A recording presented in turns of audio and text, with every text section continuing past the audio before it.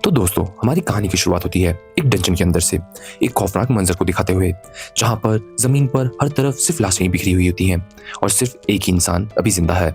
हमारा हीरो, जिसका नाम सीओ है, उसके सामने खड़ा है एक डरावना जाइंट सर्पेंट मॉन्स्टर, जो बिना एक सेकंड वेस्ट किए उसके ऊपर झपट्टा मार देता है।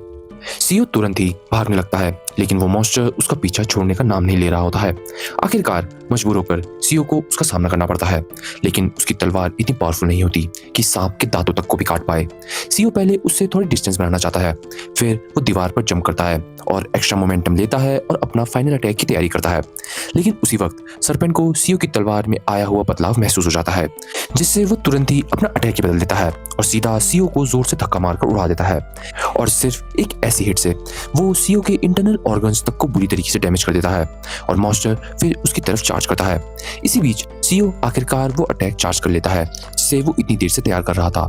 उसकी तलवार चमकने लगती है और बिना समय बर्बाद किए वो पूरी ताकत के साथ अपनी तलवार सर्पेंट के सर में घुसा देता है। उसके शरीर से हर डायरेक्शन में एनर्जी बाहर आ रही होती है, लेकिन ये मॉन्स्टर उसकी सोच से कई ज्यादा पावरफुल निकलता है।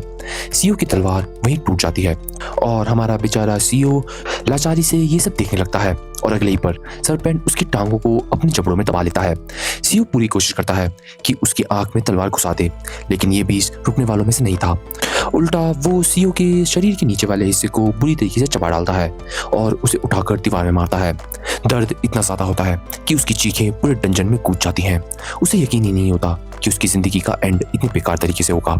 और जब हालात और भी खराब हो जाते हैं, तब सीओ इस सब का जिम्मेदार सिर्फ एक इंसान को मानता है, जिसका नाम क्वान होता है। यहीं से हमारी पास्ट की एक झलक दिखाई जाती है, जहां क्वान सीओ से कहता है कि ये मिशन किसी भी हालत में कामयाब होना चाहिए। बदले में क्वान उसे वादा करता है कि मिशन कंप्लीट होते ही उसे वो उसका पूरा रिवॉर्ड दिया जाएगा। वापस प्रेजेंट में आते हैं, जहां हमें ये दिखता है कि वो सर्पेंट सीओ के शरीर को आधा चबा चुका होता है। इतनी बुरी हालात में भी सीओ सिर्फ हंस देता है और कहता है कि उसकी जिंदगी ऐसे एंड नहीं हो सकती। लेकिन सर्पेंट उसकी बातों को बिल्कुल इग्नोर करता है और उसे निगलने के लिए आगे बढ़ता है। तभी अचानक से सीओ को एक आवाज सुनाई देती है और उसी पल वक्त पूरी तरीके से रुक जाता है। वो आवाज इरिटेट होकर कहती है कि सीओ बहुत ज्यादा शोर मचा रहा है। सीओ खुद समझ नहीं पाता कि अभी हुआ क्या है, क्योंकि उसे तो पक्का यकीन था कि वो मरने वाला है। वो मिस्टीरियस आवाज हैरान हो जाती है कि सीओ उसकी बात सुन सकता है। सीओ बताता है कि कैसे ये पहली बार नहीं है जब उसने किसी बोलने वाले लिरिक की आवाज सुनी है। उसे नहीं पता था कि वो कौन सा लिरिक है, लेकिन वो सीधा डिमांड करता है कि पहले इस सांप को हटाओ और उसे यहाँ से निकालो।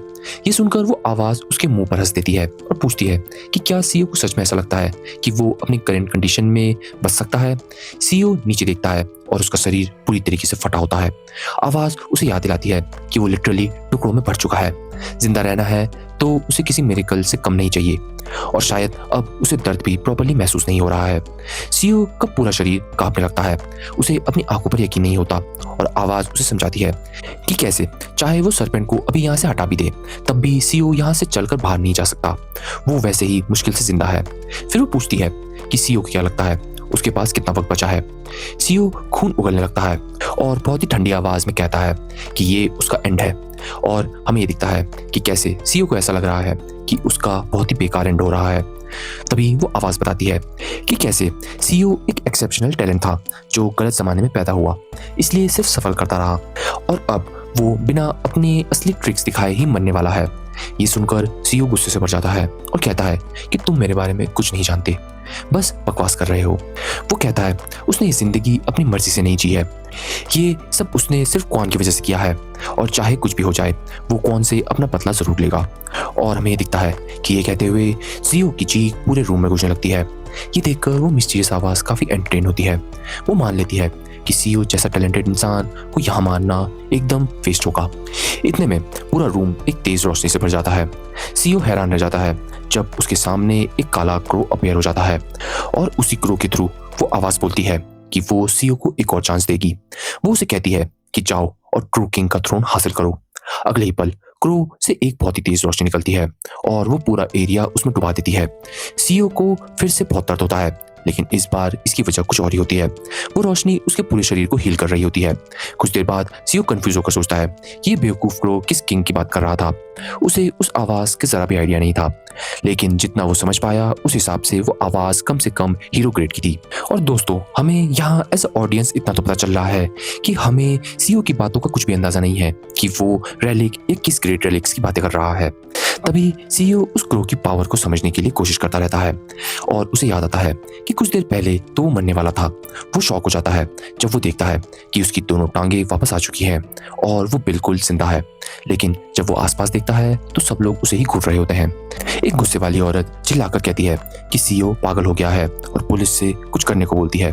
सीईओ को कुछ समझ नहीं आता क्योंकि किसी तरह से वो एक पुलिस स्टेशन में पहुंच चुका है और वहां उससे इंटेरोगेशन किया जा रहा होता है और एक पुलिस ऑफिसर उससे पूछता है कि वो कौन है। सीईओ अभी भी समझने की कोशिश कर रहा होता है कि आखिरकार हुआ क्या है। वो सोचता है कि शायद ये सब उस क्रो की वजह से हुआ है और शायद ये सिर्फ एक सपना था या फिर कोई hallucination. Police officer interrogation continue ही कर रहा होता है कि तभी अचानक से बाहर से जोर जोर से फायरवर्क चलाने की आवाज आने लगती है। हमें ये पता चलता है कि दरअसल अभी न्यू ईयर का पहला दिन होता है और पुलिस वाला इरिटेट होकर कहता है कि कैसे उसे नफरत हो गई है इस साल 2025 के न्यू ईयर से। ये सुनते ही सीईओ की आंखें फट जाती हैं। 2025 ये कैसे हो सकता है? उसके हिसाब से तो 2025 15 साल पहले था। तब सीईओ के दिमाग में एक बात आती है, क्या वो सच में पास्ट में दोबारा जन्म ले चुका है? अगर ये सच है तो इसका ये मतलब है कि वो सीधा 15 साल पीछे आ गया है। तब उसे क्रो की वो बात याद आती है जब उसने कहा था कि सीईओ को एक सेकंड चांस देगा ताकि वो एक ट्रू किंग के थ्रोन में बैठ सके। सीईओ तुरंत समझ जाता है कि ये उसके लिए कितना बड़ा मौका है और उसके चेहरे पर एक बहुत ही खतरनाक स्माइल आ जाती है। और हमें ये पता चलता है कि कैसे आज साल का पहला दिन है, मतलब अभी तक दुनिया में वो रेलिक्स आई ही नहीं है जो लोगों को सुपरनेचुरल पावर देते हैं। पहले टाइमलाइंस में इन रेलिक्स को किसी खून खराबे और जबरदस्त कंपटीशन के लिए यूज किया जाता था, लेकिन अभी के टाइम में किसी भी इंसान को इन रेलिक्स के बारे में कुछ भी नहीं पता। पूरी दुनिया में सिर्फ सीईओ ही एक ऐसा इंसान है जिसे पता है कि रेलिक्स बहुत जल्द अपीयर होने वाले हैं। ये सोचकर वो एक्साइटमेंट से भर जाता है। अब उसके पास सबसे पहले हर पावरफुल रेलिक को कलेक्ट करने का गोल्डन चांस है। तभी वो गुस्से वाली औरत पुलिस स्टेशन में बोलती है कि सीईओ बहुत ही अजीब बिहेव कर रहा है। वो खुद से बातें कर रहा है और मुस्कुराए जा रहा है। सीईओ की नजर उस औरत के साथ खड़े लड़के पर पड़ती है और उसे सब याद आता है। इसी छोटे बदमाश ने पहले उससे फाइट शुरू की थी। तब सीईओ ने उसको हल्का सा धक्का दिया था जिससे वो बहुत ही बुरी तरीके से आलू की बोरी की तरह गिर गया। औरत चिल्लाकर कहती है कि सीईओ ने उसके बेटे को मारा है जो अभी हाई स्कूल के 3rd ईयर में है। ये इंसिडेंट सीईओ के पास में 15 साल पहले हुआ था। सीईओ याद करने की कोशिश करता है कि पहले टाइमलाइन में वो इस सिचुएशन से कैसे निकला। तब उसे याद आता है कि उस औरत ने उसे बहुत बड़ा सेटलमेंट मांगा था, पर सीईओ की हालत तो इतनी खराब हो गई थी कि सीईओ घुटने पर बैठने पर मजबूर हो गया। उसने उस औरत का अमाउंट कम करने की भीख मांगी और उस वक्त उसके पास 1 रुपया भी नहीं था। वो पागल औरत अब भी उस पर चिल्लाई जा रही थी और गुस्से में उसे थप्पड़ मारने के लिए हाथ उठा देती है। लेकिन इस बार कुछ अलग होता है। सीईओ के एक्स्ट्रा ऑर्डिनरी सेंस एक्टिवेट हो जाते हैं और वो उसका हाथ बीच में ही रोक देता है। वहां मौजूद सब लोग शॉक हो जाते हैं। खुद सीईओ को भी यकीन नहीं होता कि उसका रिएक्शन इतना फास्ट कैसे था। वो उस औरत से कहता है कि ड्रामा बंद करे क्योंकि फाइट उसके बेटे ने ही शुरू की थी और जो सेटलमेंट वो मांग रही है वो भी बहुत ज्यादा है। लोग कहते हैं कि अमीर लोग सबसे बुरे होते हैं और वो औरत यही प्रूव कर रही होती है। इतना सुनते ही उसका बेटा सीईओ पर अटैक करने दोबारा दौड़ पड़ता है, लेकिन सीईओ उसे एक ही मूव में उल्टा फेंक देता है और पूरी तरीके से हरा देता है। सीईओ को महसूस होता है कि उसका शरीर पहले से काफी हल्का लग रहा है। वो सोचता है कि शायद अभी तक रेलिक इंड्यूस सिकनेस शुरू नहीं हुई है। ये वही बीमारी होती है जो पहले टाइमलाइन में शुरू हुई थी। इसकी वजह से वो हैरान होता है कि उस पर इसका कोई असर क्यों नहीं हो रहा है। तभी सीईओ को एक और बात समझ आती है, शायद वो पास में सिर्फ अपनी मेमोरीज नहीं बल्कि पिछले 15 सालों में हासिल कई सभी कॉम्बैट स्किल्स भी लेकर आ रखा है। ये रियलाइजेशन होते ही वो एक्साइटमेंट से भर जाता है। मतलब वो टाइम ट्रेवल करके तो आया है बिना अपनी पावर्स को लूज किए। उसी वक्त वो लड़का गुस्से में कहता है कि सीईओ ने बहुत बड़ी गलती कर दी है। सीईओ को याद आता है कि वो अभी भी पुलिस स्टेशन में ही है। उसे एक जेल सेल में डाल दिया जाता है, लेकिन वो खुद से कहता है कि अब इस सब का कोई इंपॉर्टेंस नहीं है क्योंकि जैसे ही रेलिक्स दुनिया में अपीयर होंगे पूरी दुनिया एक लॉलेस वेस्टलैंड बन जाएगी। सीईओ बताता है कि कैसे 2025 में पूरी दुनिया में भयंकर अर्थक्वेक आए हैं और जगह जगह पर मिस्टीरियस टूम्स भी अचानक से खड़े हो चुके हैं। इन टूम्स के अंदर लेजेंड, फोक टेल्स और फेमस फिक्शन से जुड़े रिलिक्स छुपे हुए थे। लोग हमेशा कहते थे कि जो कहानियां सदियों तक याद रखी जाती हैं उनमें एक अलग ही पावर होती है और उस दिन ये बात सच में साबित हो गई थी। जिस किसी के हाथ कोई रिलिक्स रखता था उसे अलग अलग सुपरनेचुरल एबिलिटीज मिल जाती थी। इसी वजह से पूरी दुनिया रिलिक्स की तलाश में पागल हो गई थी। पर इन सब के बीच में हमारे हीरो सीओ की किस्मत भी बहुत ज़्यादा अच्छी थी, क्योंकि उसके हाथ लगा था आर्कियोलॉजिस्ट रेलिक। और यकीन मानो, ये कोई छोटी बात बिल्कुल नहीं थी। सीओ खुद कहता है कि उसने लिटरली जैकपॉट मार लिया था। इस रेलिक की वजह से उसे टूम और रेलिक से जुड़ी हुई बहुत सारी नॉलेज मिल गई थी, और उसे लगने लगा कि अब उसकी बेकार जिंदगी फाइनली बदलने वाली है। लेकिन अफसोस, उसकी ये खुशी ज़्यादा देर तक नहीं टिक पाई। एक दिन उसने देखा कि कुछ लोग एक टूम के अंदर जाने की कोशिश कर रहे थे, लेकिन गार्ड्स ने उन्हें वहीं रोक दिया था। ऐसे पहले कभी नहीं हुआ था। जब उन लोगों से पूछा गया तो वो गार्ड्स ने बताया कि कैसे इस टूम का इवैक्यूएशन राइट TKBM कॉरपोरेशन के पास है।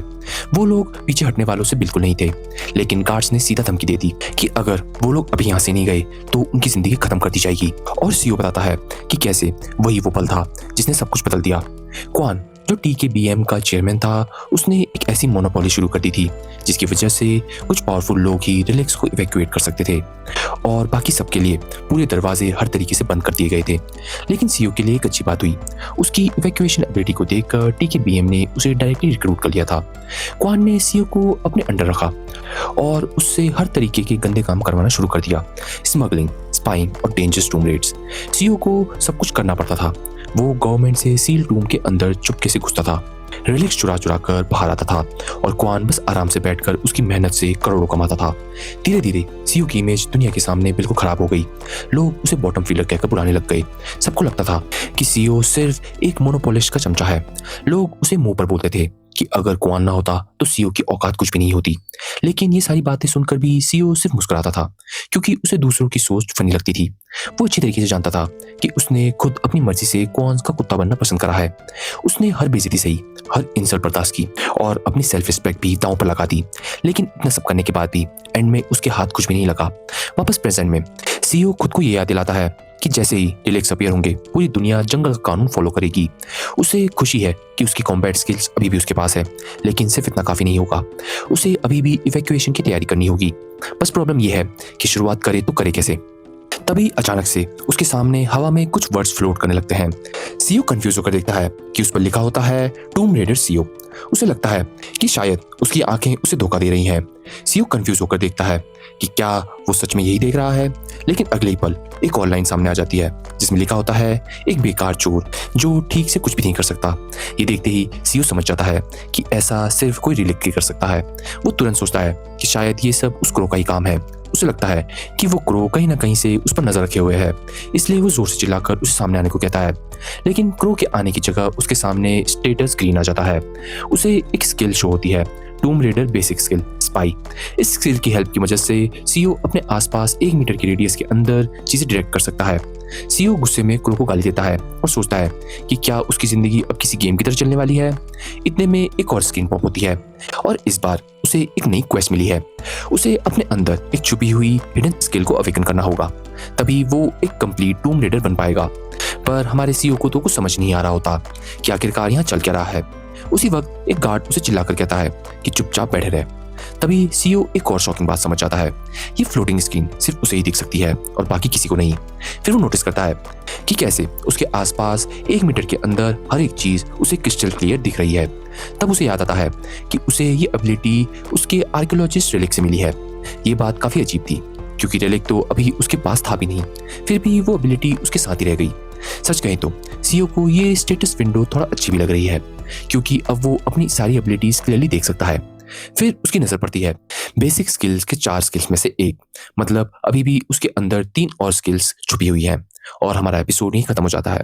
So that's it guys. अगर आप आगे के एपिसोड देखना चाहते हैं तो हमारे चैनल हिंदी एनिमे पर अभी को जरूर सब्सक्राइब करें और इस वीडियो पर 1000 लाइक जरूर लेके आइए। और मैं इस एनिमे का नेक्स्ट एपिसोड भी तुरंत ही रिकैप करने वाला हूँ, तो उसके लिए जरूर बने रहिए। और अगर आप हमें सपोर्ट करना चाहते हैं तो आप हमारी मेंबरशिप भी ज्वाइन कर सकते हैं, या तो आप हमारी नई नई वीडियोस को लाइक, शेयर और सब्सक्राइब भी कर सकते हैं और हमारी छोटी सी एनिमे लवर्स की कम्युनिटी को बढ़ाने में मदद कर सकते हैं। तो मिलते हैं आपसे नेक्स्ट टाइम मेरी रिकैप में। तब तक के लिए बाय बाय।